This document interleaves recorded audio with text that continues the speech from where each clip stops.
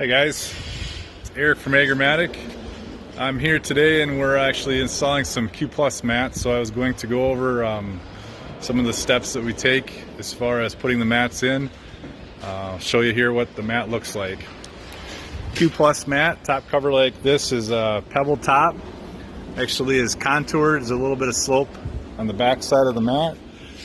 Q Plus is our three-piece mat. It's got a top cover, has foam,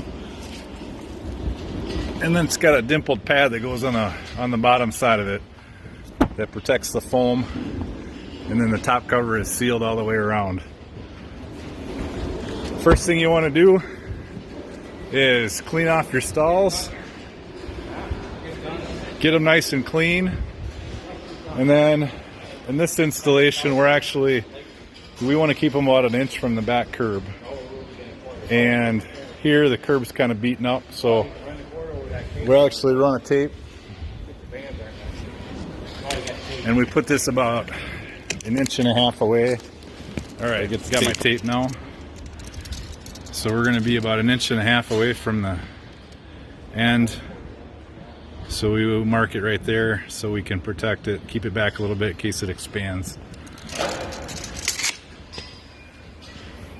First mat we actually have laid in here on this side.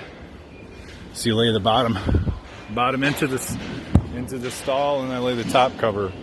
We got 20 stalls on this side, and we're going to start in the center because these are 48-inch stalls, and our mats with the T-bar is 47.5 inches.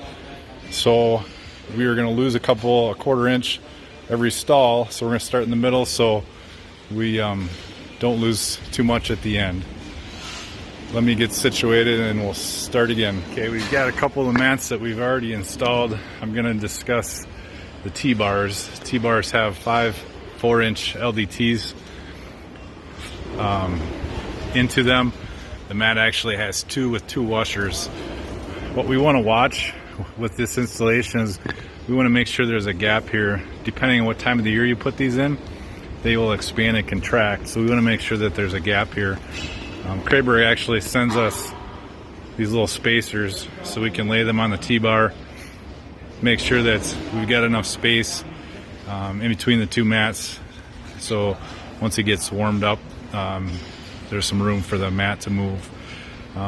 Basically, once you have them laid out, you pull your other T-bar in.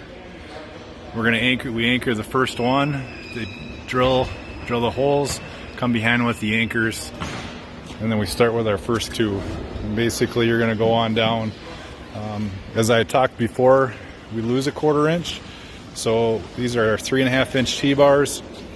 Here we're going to our 5.5-inch T-bar to make up that little bit of difference that we're losing with the half-inch. So as you can see, this side we have finished, and we're just getting ready to go to the other side.